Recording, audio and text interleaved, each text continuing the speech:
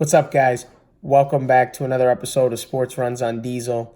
My name is Denzel, and today we're going to be talking about the NCAA tournament. Yes, March Madness is finally here. I hope you guys are ready for it, because I am. But I have a few key matchups here for you. First up is Marquette up against Murray State.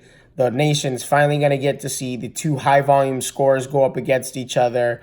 Marcus Howard for Marquette, John Morant for Murray State. They both average 25 points a game. But in the long run, I have Murray State with the upset. They have a better supporting cast with Shaq Buchanan averaging 13 a game, Tevin Brown averaging 12 a game. So I like the supporting cast for Murray State, so I give them the win. Next is we have Seton Hall up against Wofford.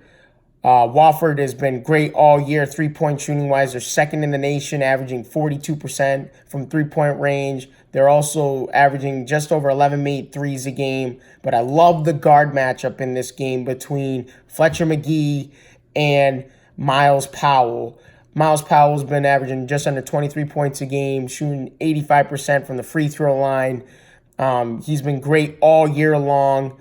But on the other side, Wofford has Fletcher Magee, who just passed J.J. Redick for second all-time in three-point field goals made in D1 history. So it's going to be a great matchup here in terms of guard play. But I give Wofford the win in this because the three-point shooting, they're just going to be firing on all cylinders, and I think they could possibly blow out Seton Hall in this matchup. Third is Florida up against Nevada. You have the Martin twins and Jordan Caroline up against a very stingy Florida defense who forces 15 turnovers a game, which is top 40 in the nation. But in the long run, I have Nevada with the win. The Martin twins average a combined 30 points, 9 rebounds, 8 assists a game. And then Jordan Caroline comes in and averages 17 points and 10 rebounds a game. So there's going to be too much firepower, and Nevada's going to get this win here. I also have 4 dark horses, one from each corner of the bracket. These are my picks in terms of who I think might go deep into this tournament here. But from the West region, I have Florida State. They look the best in terms of who could possibly come out of this West region. The West region is stacked. It's got Murray State, Marquette, Buffalo, who's been great all year, Michigan, Gonzaga. But I like Florida State. They're coming off an Elite Eight appearance last season, and I think this year they could actually get to the Final Four.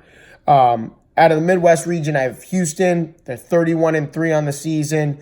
Their strength of schedule hasn't been as good as some of these power conference teams, but they're good enough in my book to possibly also make it to the Elite Eight in the Final Four. They're a team that I think can easily contend with Kentucky and North Carolina with the length that they have. Also out of the East region, we have Belmont. Belmont's got Dylan Windler, who averages 21 points, just under 11 rebounds a game. And if they make it to the field of 64, they're going to be a very dangerous team and a very dangerous out. They could possibly bust up a lot of brackets here. But finally, out of the South region, I have Cincinnati. The South region has a lot of teams who are very defensively minded. Virginia, Cincinnati's in that group. But Cincinnati looks to be the team in this bracket in the South region that could make it out of the South region and maybe give Virginia a run for their money and make it to the Final Four, bust up some brackets. But we'll see what happens. I want to thank you guys for the opportunity. Thank you guys for tuning in. Visit my Facebook page, Sports Runs on Diesel. Diesel's in all capital letters. Don't be afraid to smash that like button. I also will be posting a picture of my official bracket so you guys know who I've picked for the win, who I have picked for the national champion and everything. But thanks again, guys, and have a good night.